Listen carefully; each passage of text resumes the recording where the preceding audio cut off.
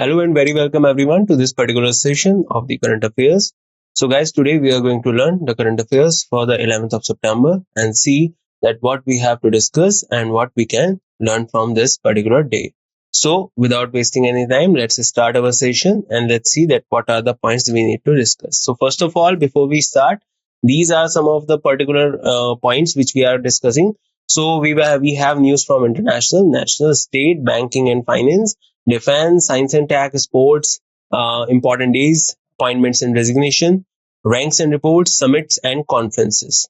And at last, obituary. And we will summarize after all of that.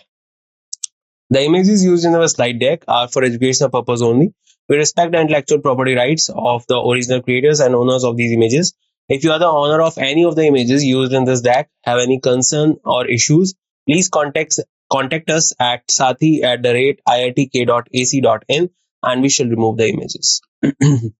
So the first news that we have today is that Nepal became the 101st member of ISA. What is ISA? We discussed in some of the last sessions that ISA is International Solar Alliance. International Solar Alliance, it was founded in 2015 with the collaboration of India and France, and has its headquarters in Gurugram. Nepal has joined the International Solar Alliance as the 101st member. Ministry of External Affairs announced that Nepal handed over its instrument of ratification to the ISA in New Delhi on September 9th. So basically, a ratification means the particular guidelines which are under the projection of ISA, they have been signed, they have been ratified, they have been thoroughly, deeply understand and have been signed by Nepal government, and now it has been given to ISA. ISA is a global intergovernmental organization focused on advancing solar power adoption. So basically, it was founded in 2015 with a project or with an idea that we need to prepare solar energy for our better future. And for that purpose, major regions, major countries which are living or which exist in the tropical regions or nearby tropical regions like Nepal, they can particularly put some input into this, because these are the particular countries which have maximum exposure to the sunlight, and because of that they can create maximum amount of electric energy out of this particular solar energy. Okay, the goal is to achieve a carbon neutral future. That is one of our substantial goal. So remember, Nepal becomes the 101st country of ISA. Another one, ADNOC and ExxonMobil join forces to develop world's largest low carbon hydrogen facility. So let's see that Abu Dhabi National Oil Company and ExxonMobil have announced a landmark partnership. So basically, there's an oil company that is called Abu Dhabi National Oil Company, and ExxonMobil. Mobil basically is also representing a kind of a petrol or a particular type of a oil company.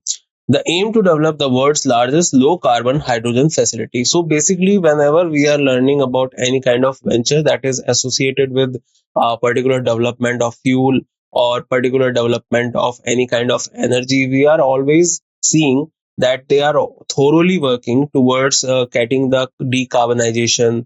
They are thoroughly working towards getting the carbon footprint to suppress the carbon footprint, and other than that, they are also working towards the conservation of climate change. That means they are thoroughly working towards substantial goals. So that is the one more point we can add here, that ADNOC and ExxonMobil, they are working to become the world's largest low carbon hydrogen facility. This project is a significant milestone in sustainable energy production and combating climate change, as I said. Another one, India and UAE strengthen ties with 5 landmark agreements. So India and UAE have signed 5 groundbreaking agreements. These agreements cover areas such as nuclear energy, fossil fuels, and food security. The deals were formalized during a high-level meeting in New Delhi. Okay, so basically, India and UAE are in business for a very long time. I hope you remember that IIT Delhi also opened a campus in UAE last year. They declared it, and it will be going to be open soon. So basically, India and UAE are in good business, and they are doing business in each and every type of corner. So basically, when we are talking about them, so there is a meeting that was held, and recently the Crown Prince of Abu Dhabi, or you can say UAE, also visited India. Okay, so because of that also, some of the agreements are under process and some of the agreements will be signed. The meeting was between Abu Dhabi Crown Prince Sheikh Khalid bin Mohammed bin Zayed Al Nahyan and Indian Prime Minister Narendra Modi. Please remember this name. They can directly ask you that this person is the Crown Prince of which particular Middle East country. Okay, so remember Sheikh Khalid bin Mohammed bin Zayed Al Nahyan. He's the Crown Prince of UAE. Another one, to boost research in higher institutes, the PAIR program launched. So basically, the central government has launched the Partnership for Accelerated Innovation and Research program. Okay, so what is happening here that we need to do some particular investment in research program, and for that purpose, central government has launched the Partnership for Accelerated Innovation and Research program. The program aims to elevate research capabilities in higher education institutes. So basically the purpose is to provide particular type of funds and investment so that if they want to carry out any kind of research, they do not have to look for funds. So for that purpose, this particular program is being shared. It links top tier research institutes with those where research capability is limited. So basically, it is a kind of a link. The top tier research institutes that have been under the list, they have been given this particular financial help so that their particular capability of research will not be limited. The goal is to create a collaborative mentorship environment. Okay, so I hope this point is really clear. The PAIR program, please remember just one thing, the PAIR program. That what is PAIR program? Partnership for Accelerated Innovation and Research. Okay, and this is dedicated to the innovation work. What was the rank of India in Global Innovation Index? Please remember this year the rank was 39th, and who was at the first position? That was Switzerland, and that was consecutively for the 14th time. Another one, India successfully test fire Agni 4 ballistic missile in Odisha, Chandipur. So India successfully launched the Agni 4 intermediate range ballistic missiles from the integrated test range in Chandipur, Odisha. Okay, so Chandipur, Odisha, this place is particularly famous for the missile testing, and in that part, India has successfully test fires Agni 4 ballistic missiles recently. Agni, if we talk about the Agni missiles, it is one of the very famous ballistic missiles. Ballistic missiles are like this one you can see in the picture. These are the example of ballistic missiles. They are mobile. They are movable missiles with these type of trucks, and they can be fired from the ground. And particularly, it is an surface to surface ballistic missiles. Okay, and Agni series is a particular series in which we have six integrated missiles, out of which the sixth one is under process. It is particularly under particular project. And other than that, recently we have completed the fourth Agni 4 intermediate range ballistic missiles. The launch was conducted under the supervision of Strategic Force Command and validated all operational and technical parameters. So all the parameters were okay. Agni 4 is a long range surface to surface ballistic missile, as I said, with a range of 4,000 kilometers. Okay, so it has the capability to hit the target at the maximum distance of 4,000 kilometers. Capable of carrying nuclear warhead. Okay, so this is also another thing that we can also put some nuclear warhead. That means we can also create, or we can also just transform this ballistic missile into a nuclear missile. It is equipped with indigenous built ring laser gyroscope with a micro inertial navigation system that is called MINGS, achieving 100-meter accuracy. So 100-meter accuracy means if you are launching this particular missile to a particular spot, that means it can particularly hit up to 100-meter accuracy. Means the target, wherever the target is, it will fall just 100-meter here and there, nothing more than that. Okay, so that is the accuracy of it. And for that purpose, a particular type of navigation system is used that is called MINGS. Remember, micro inertial navigation system. So this type of system is indigenously built. Odisha CM Mohan Charan Majhi launches CM Kisan Yojana. Okay, so on September 8, Odisha's Chief Minister Mohan Charan Majhi launched the CM Kisan Yojana at Gangadhar Meher University in Sambalpur during the Nuakhai festival. So a Nuakhai festival, first thing you need to remember is Nuakhai festival. It is related to Odisha. CM Kisan Yojana is from which state? It is from Odisha. And other than that, who is the current Chief Minister of Odisha? Mohan Charan Machi. The scheme replaces the Krushak Assistance for Livelihood and Income Augmentation. Okay, so basically there is a scheme. There was a scheme at that time, and that was known as Kalia. So the full form was Krushak Assistance for Livelihood and Income Augmentation. That means Krushak means they are particularly referring to the farmers, and this particular scheme was there to support in livelihood, that means day to day expenditures, and other than that, income augmentation, that means to increase the income, and focuses on supporting small marginal and landless farmers. As I said, that this particular scheme was already there for uh, farmers, but now it had the name has been changed. The name is CM Kisan Yojana. For financial year 24-25, Odisha government has allocated 1935 crore for this scheme. Small marginal farmers will receive 4,000 annually in two installments, while landless agriculture households will receive 12,500 in three installments. So there are two categories in this. One is the small farmers who have small hectare of land or something, and the work is not very good. So they will receive a particular kind of a benefit from government, that is for rupees 4,000. And other than that, if anyone who does not have any particular land, then he will receive up to rupees 1200, sorry, 12,500 annually. Okay, and that too in three installment, not in one installment, but in three installment. So remember the name CM Kisan Yojana, this belongs to Odisha. Another one, CCI approved merger of Tata Motor Finance into Tata Capital. So CCI, I hope now you have understood that this name. This name has come a lot of times. It is the Competition Commission of India. The work of this particular department is to take care of all the type of acquisition, merger, and all those things. They have approved the merger of Tata Motor Finance Limited into Tata Capital Limited. Okay, so Tata Motor Finance and Tata Capital now will be merged together for working together. This marks a significant consolidation within Tata Group Financial Services. The merger will be carried out through a scheme of arrangement. The scheme will be submitted to the National Company Law Tribunal. Okay, so this particular scheme will now be submitted to the NCLT, which will also provide its approval. And before that, CCI has already given the approval. Okay. Another one, CSL launched INS Malpe and INS Mulki, the anti-submarine warfare shallow water crafts for Indian Navy.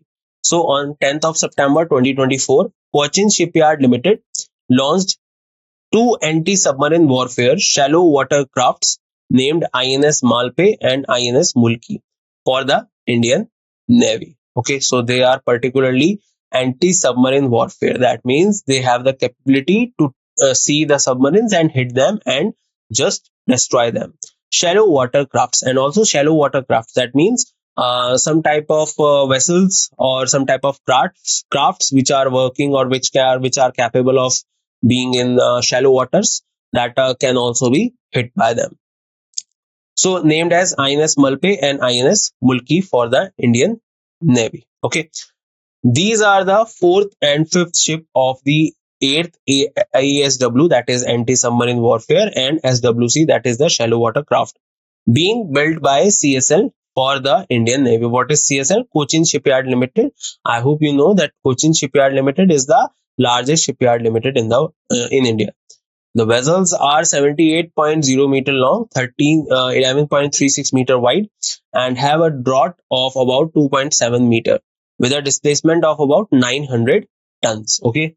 Other than that, the ships are designed to undertake anti-submarine operations in coastal waters, low intensity maritime operations, and mine laying operations. So there are some type of function which we always need to take care of, like first of all the anti-submarine operations.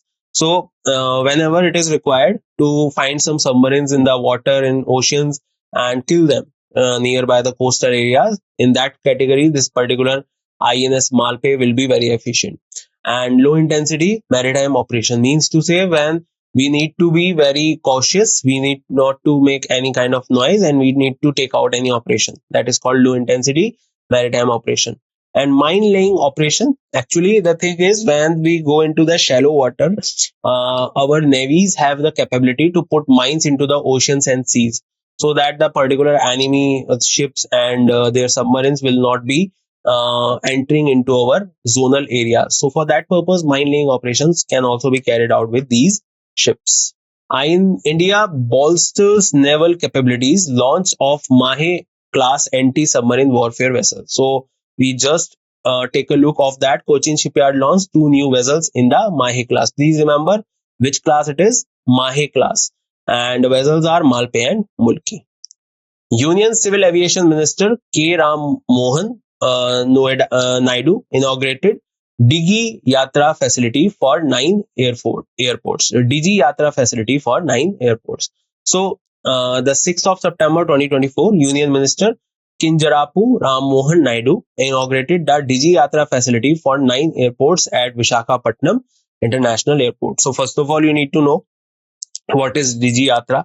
So whenever you are going to book a flight ticket for yourself or your family, what you can do is you just go to the Digi Yatra website and you just put down your ticket there. Okay, you just input your or your details regarding your ticket, regarding your flights, and now the process will be very simple for you. How? When you will visit the airport on the day of the flight, you have to enter the flight. You have to enter the airport first. So at the input at the ingoing input of the airport, what you do is you just show your boarding pass, you just show your ticket and all that. But when you will go with just registering on DigiYatra, what you can do, you just walk in into these type of airports. First of all, not every airport in our country has this facility. That is why we are saying that no 9 airports are getting this facility. So when you are entering the airport, a particular type of scanner will be already put there by the government, and you just walk in and they will scan you and they will get to know that this person is flying in this particular aeroplane or this particular flight. So by that you can just get into the airport. So that for that purpose Digi Yatra is very important, okay, to make things swift.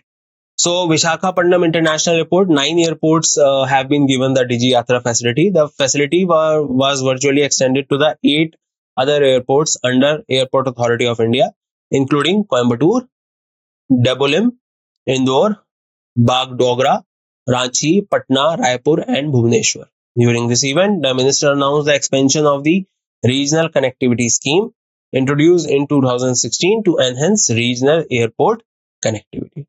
The Ministry of Civil Aviation is led by Union Minister Kinjarapu Ram Mohan Naidu and Minister of State Muralidhar Kisan Mohol. Okay. So, Ministry of Health and Family Welfare approves BPAM new treatment regime for multi-drug resistant TB. So, the Ministry of Health and Family Welfare has approved the introduction of the BPAM regimen for multi-drug resistant tuberculosis under the National TB Elimination Program.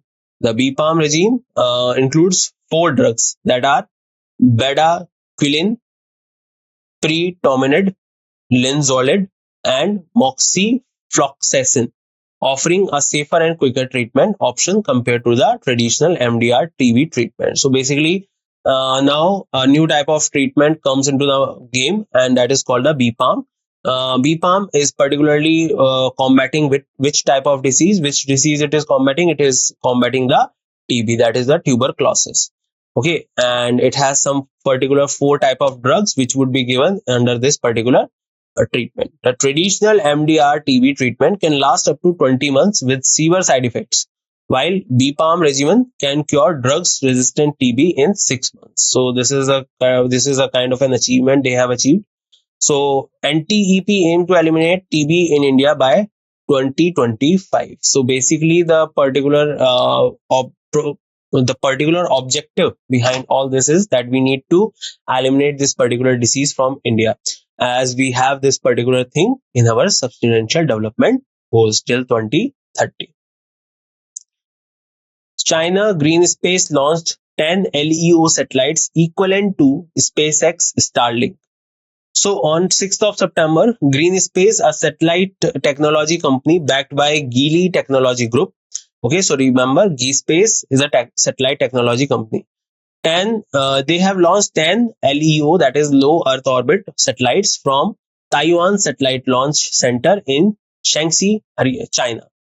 This marks the first time a Chinese commercial aerospace company has offered LEO satellites communication to an international level. So this was the first time that any Chinese company, which is associated with aerospace technology, they have offered this. With the launch of the third batch, the constellation now comprises 30 satellites covering 90% of the globe with 24-hour communication services. Okay. G-Space aimed to build a network of 6,000 satellites to provide global broadband services similar to SpaceX Starlink. Okay, so basically they are working on the verge or on the parallel kind of the footmarks of the SpaceX. So remember this name, G-Space. G-Space is basically a Chinese company. They are particularly giving 10 LEO, that is low Earth orbiter satellites. Himachal CM Sukhwinder Sukhu launches HRTC's National Common Mobility Card for cashless travel across India. So, Himachal Pradesh Chief Minister Mr. Sukhwinder Sukhu launched a Himachal Road Transport Corporation National Common Mobility Card.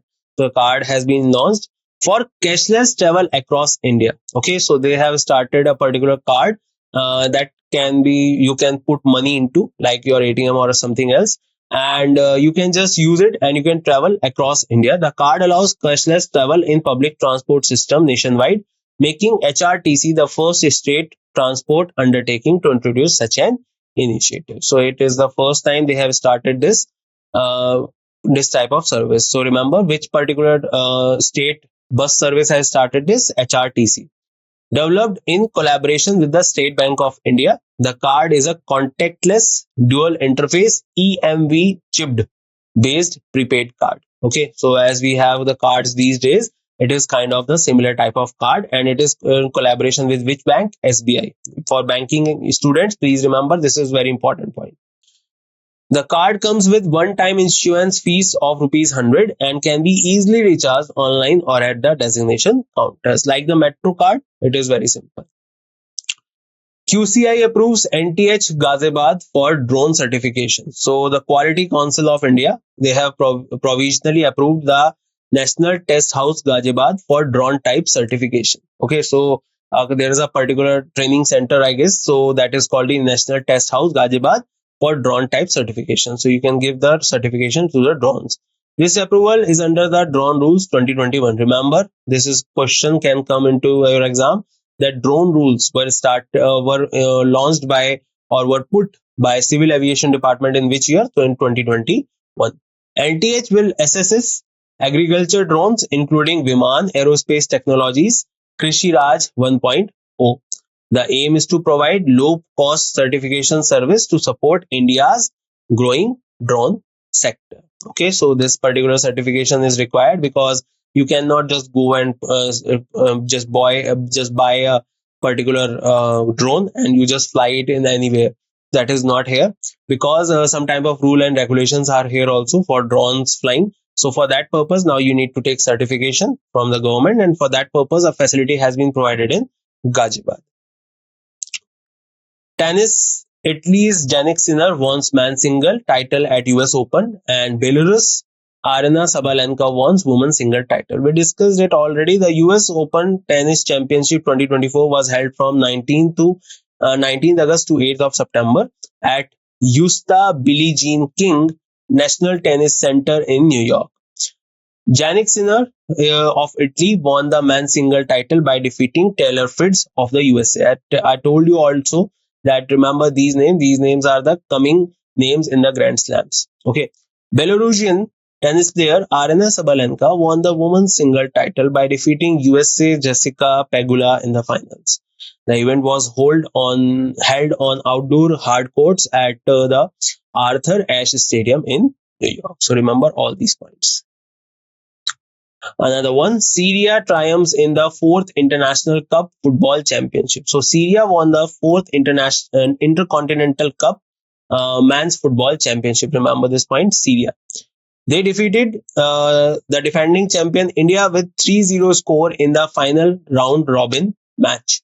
The tournament was held from 3rd of September to 9th of September at GMC Balyogi Gachibowli Stadium in Hyderabad, Telangana. So the event was held in Hyderabad, and who won this time? The Intercontinental Cup. It was won by Syria. Syria showcased dominance throughout the competition. Dipali Thapa makes history as the first schoolgirl champion. So Dipali Thapa becomes the first ever schoolgirl champion at the Asian Youth Boxing Championship. Okay. So she's from school level. So her name is coming because she has won at that level. The event was held in Al Ain, UAE on Sunday. The achievement highlights Thapa's exceptional talent. It also underscores India's rising prowess in women's boxing on the international stage. So remember the name Dipali Thapa. Maybe the time will come that we will hear her name in the upcoming Olympics. International Literacy Day, very important, 8th of September, just after 5 days after the Teachers' Day. So International Literacy Day, United Nations Education, Scientific and Cultural Organization, that is UNESCO, annually observes International Literacy Day on 8th of September. This year, the theme was promoting multilingual education, literacy for mutual understanding and peace. And other than this particular day, UNESCO awarded the International Literary Prize to six exceptional literacy programs from Austria, Egypt, Ghana, Indonesia, Nigeria, and Panama.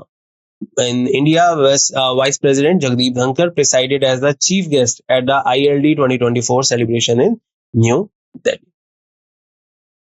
International Vulture Awareness Day. If we talk about this one, the International Vulture Awareness Day is observed annually on the first Saturday of September to raise awareness about the vulture conservation. This time it was observed on 7th of September 2024. WWF and India, in collaboration with the Bird Count India and eBird, launched Vulture Count 2024, a vulture estimates program across India. The count runs from 7th of September to 6th of October 2024, aligning with IVED 2024. So basically, please remember one more thing, that vultures are not just even the bird. They are particularly those birds which help in cleaning the environment as well. So for that purpose, their existence is very important. And recently these days, the existence of these vultures is under threat because when we are having kettles, and sometimes when these kettles dies and vultures they comes to eat them. So basically, after eating the carcass of the died animal, they also died. Why? Because when these kettles were under the were under the observation of humans provide some type of medicines for betterment of the animals, but those medicines have later effect on vultures, because when vultures eat the carcass of these type of animals who ate medicines during their lifetime, the vultures eventually died after just eating the carcass, because those medicines have indirect effect on the vultures. For that reason, the awareness is needed to be done. World Physiotherapy Day 2024. So World Physiotherapy Day is observed annually on 8th of September to raise awareness about the importance of physical therapy. 2024 theme is low back pain and the role of physiotherapy in its management and prevention. So physiotherapy is a kind of a therapy in which the particular relaxation and the massage and the other things are being given. And other than that, some of the particular type of exercise, so that the movement of the body and some part of the body can be frequent and swift. So that is called physiotherapy. This year the theme was low back pain and the role of physiotherapy in its management and prevention. The day honors the work of physiotherapists and promotes the importance of physiotherapy in healthcare. The World Physiotherapy represents over 6 lakh physiotherapists from member organizations in 128 countries. Algerian President Abdel Majid Tebboune re-elected for second term. So Abdel Majid Tebboune has been re-elected as the president of the Algeria for the second term. Algeria, you will find Algeria in Africa. So he secured 94.7% of the votes as an independent candidate with a vote turnout of 48%. Okay, so only the how many voters have voted in the whole country? 48%. But out of that 48%, he got 94.7%. Okay, so Tibon has been serving as the president of Algeria since 2019 and was previously the prime minister in 2017. So earlier he was the prime minister also. He has also served as the Minister of Housing and Urban Planning and was associated with the National Liberation Front from 1991 to 2018. Okay, so I hope this point is clear. So Algeria has a president who is re-elected and his name is Abdel Majid. Subrata Mondal appointed as the MD and CEO of IFCO Tokyo General Insurance. So Subrata Mondal has been appointed as the Managing Director and CEO of IFCO Tokyo General Insurance Company Limited. When we talk about him, he replaced Acho Suri, who served as the MD and CEO since October 2021. Mondal has been associated with TGI, ITGI since 2001 and previously held key position at National Insurance Company Limited. He also worked at Steel Authority of India Limited as a shift engineer at the Durgapur Steel Plant. So remember the name Subrata Mondal. He has been appointed as the MD CEO of IFCO Tokyo General Insurance. ACC approves appointment of IAS officer Tuhin Kanta Pandey named as the finance secretary. So a finance ministry has a new secretary now. The appointment committee of the cabinet has approved the appointment of Tuhin Kanta Pandey as the finance secretary. Remember this person is important because sometimes finance secretary can be asked in your exams. He replaced TV Somnathan, who was appointed as the new cabinet secretary. So TV Somnathan is now the cabinet secretary. Pandey is currently serving as the Secretary of the Department of Public Enterprises and Investment and Public Asset Management. He has previously held important positions in the state government of Odisha, including Principal Secretary of the Finance Department. So that's all about him. Please remember the name. Vice Admiral Vineet McCarthy assumed charges as the Controller of Personal Services in IN. So, Vice Admiral Vineet McCarthy assumed charges of the Controller of the Personal Services in the Indian Navy. He previously served as the Commandant of the Indian Naval Academy and was commissioned to the Indian Navy on 1st of July 1989. So, he became the part of Indian Navy in 1989 and also served as the Commander of the Indian Naval Academy. That is in Marmugao. McCarthy has held various significant positions, including training commander at the Naval Academy and command plan officers at the Eastern Naval Command. He was also India's defense advisor to Singapore and the Philippines and served as the assistant chief of the naval staff at the naval headquarters. New chief of the army staff sworn in for Nepal's military leadership. So Ashok Raj Sigdal was officially sworn in as the 45th chief of the army staff of the Nepali army. So Nepal army has new chief of army staff, that was Ashok Raj Sigdal. The ceremony took place at the office of the president, Sheetal Niwas. This event marks a new chapter in Nepal's military leadership. It underscores Nepal's commitment to its armed forces. Union Bank of India becomes the first major bank to join the PCAF. So if we talk about the Union Bank of India, so on 9th of September, they have become the first major Indian bank to join the Partnership for Carbon Accounting Financials. This initiative aligns with the Reserve Bank of India new draft disclosure framework on climate-related financial risks, requiring bank to report by April 2025 and meet specific climate targets by April 2027. Union Bank aims to disclose its portfolio GHG emission by 2027-2028 using PCF's methodology. PCAF help financial institutions harmonize GHG reporting globally and support India's nationally determined contribution and the Paris Agreement. So remember, Union Bank has become the first major bank to join PCAF, Partnership for Carbon Accounting Financials. Another one, IIFT ranks number 1 globally for networking in LinkedIn MBA 2024, secures 51st overall. So Indian Institute of Foreign Trade has been ranked number 1 for networking in LinkedIn Global MBA ranking 2024. IIFT secured the 51st position among the top 100 MBA programs worldwide. So the MBA program that is getting from the IIFT is now have been ranked world number one globally by LinkedIn MBA. Okay, so LinkedIn, as you know, is a particular company on which kind of people collaborate, or people just connect with each other for some kind of information or some kind of connection, so that they can have their opportunity in the big companies. So the institute operates under the Ministry of Commerce and Industry, Government of India. The ranking highlights IIFT's strong global networking capabilities. Another one, India to host second Asia Pacific Ministerial Conference on Civil Aviation. So India's aviation sector, we know that it has been growing significantly, become one of the largest and most dynamic market globally.